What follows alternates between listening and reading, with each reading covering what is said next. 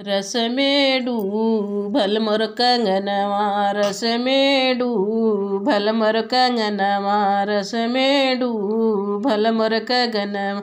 कंगना पहिनी मैं अंगना बहोरली, कंगना पहिरी मोर अंगना बहोरली। ससुरु मारई हो नजरिया, ससुरु मारई हो नजरिया।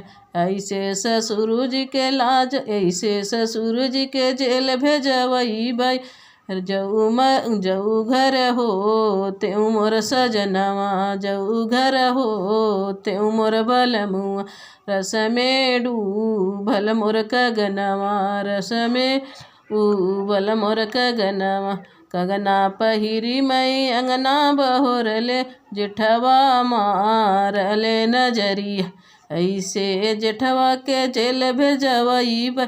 जऊ घर हो तेऊ मोर सजनवा, ऊ घर हो तेऊ मोर सजनवा।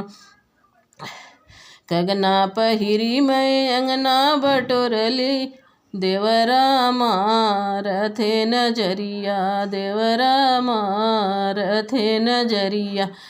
ऐसे देवर जी के जेल भेजवऊ त जऊ घर हो तेऊ मोर जो सजनवा, जऊ घर हो तेऊ मोर सजनवा, जऊ घर